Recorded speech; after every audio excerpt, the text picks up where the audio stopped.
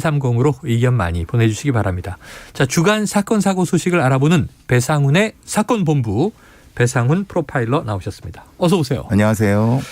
자, 이게 조금 국제본부인가? 아니고요. 러시아가 우크라이나를 침공한 지 27일째인데 이 상황에서 국내에서 주목받고 논란의 중심에 선 인물이 있습니다. 바로 3월 초 우크라이나로 출국한 이근 전 대위입니다. 유튜버로 유명했죠. 방송에도 나왔고. 현재 근황이 좀 전해진 게 있습니까? 3월 15일, 6일 날 이제 들어가셨고요. 네. 폴란드를 거쳐서 네. 들어가셨다고 들었는데 15일에는 본인이 SNS에 살아있다, 전투하느라 바쁘다라고 SNS 쓰셨는데 바로 삭제하셨습니다. 네네. 그냥 위치가 추적됐을까 막 그런 것 같아요. 예. 아마도 그 뒤에 같이 가신 두 분은 귀국을 하셨고요.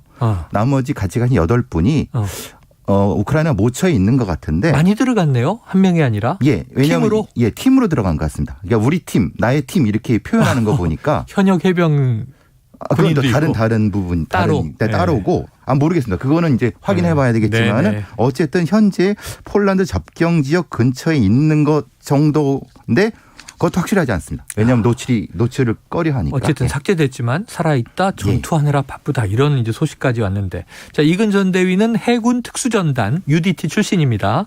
우리나라는 전쟁 중인 우크라이나에 지금 못 들어가는 거잖아요. 예. 2월 13일 날, 물론 전쟁은 2월 24일 날 터졌습니다. 네네. 2월 13일 날 우리 외교부에서는 네. 여행 금지 구역을 설정했고요. 예.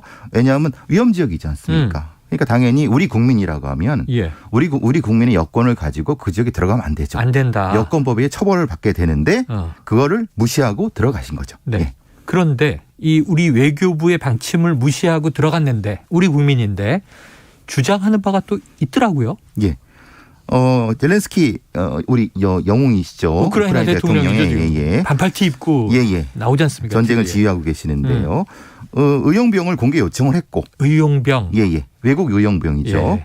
이근 대위는 돕지 않을 수 없었다. 살아서 돌아가면 책임지고 처벌받을 것이다. 그러면 만약에 이게 아니면은 뭘 도와줄 수 있는 어떤 걸 고민해 달라. 이렇게 하는 거고 외교부의 입장은 다릅니다. 네. 아니 당신 혼자의 어떤 뜻은 괜찮지만은 그건 본인의 판단이지만은 이렇게 모방했었을 때 다양한 국제관계의 외교 문제라든가 이런 문제는 어떻게 할 것이냐. 네. 이런 문제가 이제 입장이 충돌하고 있는 거죠. 혼자 갈 수는 어떨지 모르지만 지금 팀으로 갔다. 이게 또 문제가 될 수 있다. 근데 실제로 유럽에서는 정말 많이들 의용병에 가고 있다고 해요. 한 2만 명 넘는다고 해요. 이거 옛날 스페인 내전 때 같은 때 보면 국제 의용대가 많이 하는 군대를 짜서 가잖아요. 해밍웨이. 예, 누굴래 정원 울리나?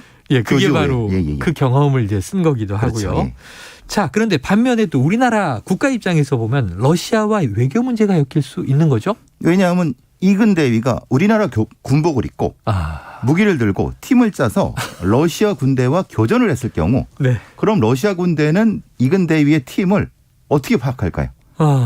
우리나라의 비밀팀이 들어가서 우크라이나 도와주고 있다. 그러면 러시아가 우리랑 전쟁하자는 거냐. 러시아가 얘기를 하면 우리는 뭐라고 대답해야 되냐. 이런 사실 그렇지는 않겠지만은 실제로는 매우 복잡한 문제가 얽힐 수도 있죠. 만약에 거꾸로 우크라이나 민간인을 오인 사살했을 경우 그 책임 만약에 포로가 됐을 경우 다양한 문제에 대해서 이건 교전 당사자가 아닌 개인이 가서 해결할 문제는 아니다. 개인이 아니라 국가의 문제로 비화될 가능성이 농후하다. 그렇죠. 사실 이게 우리가 다 군대 갔다 온 분들은 예비역 하는데 예비역도 예비군이잖아요. 그렇죠. 참.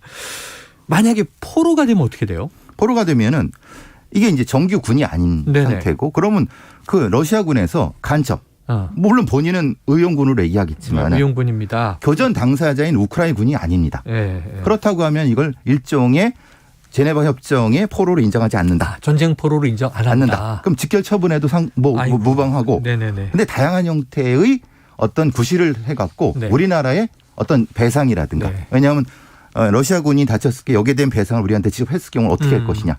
이 다양한 문제가 발생하기 때문에 그래서 이런 문제가 생긴다는 겁니다. 다치게 해도 문제고 다쳐도 문제고 그렇죠. 예. 포로로 잡혀도 문제고.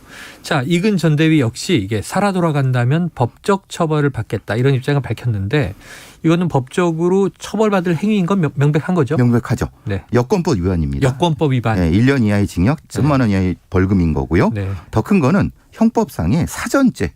사전죄가 뭐예요? 개인이 전쟁을 하는 겁니다. 개인이 다른 나라와 사적인 전쟁을 벌였다. 전쟁인데 53년도에 형법 111조로 만들어졌고 한 번도 적용된 예가 없습니다. 적용된 예는 없어요? 왜냐하면은 이게 이제 개인이 전쟁할 수는 없으니까 개인이 조직한 어떤 전술 집단이 외국의 어떤 정규 군대랑 교전을 해야 되는데 그럴 수 있는 상황이라는 게 사실은 없지 않습니까? 불가능하기도 하고. 네네네. 그리고 53년도 이거이 만들어지게 된 거는 아시다시피 우리나라에 아직까지도 빨치산 잔당들이 남아있는 상태에서 다양한 이유 때문에 이 사전자라는 게 만들어졌는데 근데 이제 시대가 변하면서 그런 어떤 용도는 이미 사라졌지만은 일종의 만약에 어느 외국에 가서 개인을 사살했을 경우 사망케 했을 경우는 살인죄로 처벌받습니다. 그래요. 그러니까 상대방 국가 권력인 정규 군대를 상대했을 때의 문제가 되는 거죠. 이게 외국에 가서 전쟁을 벌이면 사적 전쟁이라도 사전죄라는 게 있다. 내라는 뭐나 뭐 반란수괴는 들어봤지만 사전죄라는 게 아직도 있는 들었습니다. 줄 몰랐는데 처벌받은 사례는 없다. 그러니까 저는 오래전에 과거 분당 샘물교회 사태도 있었고요. 중동에 IS가 막 성행할 때 김군이라고 우리 청소년이 들어갔던 사례도 있었잖아요. IS 김군은 아직까지는 귀국을 안 한 건지 귀국 안 했고 불명이라고 생사 확인도 안 되고 확인 안 된 상태고 그러니까 분당 샘물교회 사건은 여권법인 거고 네네네. IS 김군은 사전죄를 적용하려고 하지만 사실은 행방불명이기 때문에 사례가 없는 거죠. 일단 신병 확보가 돼야 되는 것이고. 그렇죠. 자, 저는 이게 같이 갔나 따로 갔나 모르겠는데 이제 현역 해병대 병사가 휴가 중에 폴란드로 무단 출국하다 잡혔죠. 이건 어떻게 되는 거예요? 지금 우크라이나 국영수비대한테 잡혀서 폴란드 쪽으로 넘어왔다고 하는데 송환되겠죠? 넘어갔지 않았는데 아직 신병을 확보 못 했다고 합니다. 왜냐하면 우리의 사법권이 거기 가지 않으니까 그래서 가족을 통해서 설득 중이다. 아이고. 그런데 아직은 확보 못했다. 근데 이 정도로 가면 돌아올 것 같습니다. 돌아와야죠. 신병 확보가 돼야죠. 군무 이탈죄. 이건 근무 이탈이 되는 거죠. 그렇죠. 현역병이니까. 명령 불복종이 되는 거고요. 마음은 어떨지 우리가 헤아릴 수는 있겠습니다만 이게 좀 이렇게 하면 안 되죠. 자, 이근 전 대위의 경우에 이왕 갔는데 안전하게 돌아왔으면 좋겠다. 이건 아니다. 여론이 나뉘어 있는데 무사한 귀국을 빌 수밖에 없죠.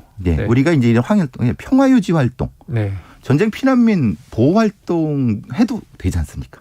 굳이 NGO 등과 함께 굳이 교전을 통해서 평화 활동보다는 많은 활동 영역이 있습니다. 그래도 이건 어쨌든 무사히 귀환을 바랍니다. 그래요. 또 비폭력 평화적인 활동 영역이 많다. 구호 지원 등 무사 귀환을 바랍니다. 참 여러 가지 일들이 있네요. 오늘 배상훈 프로파일러와 사건본부 여기까지입니다. 고맙습니다. 감사합니다. 오늘 간식 당첨자는요.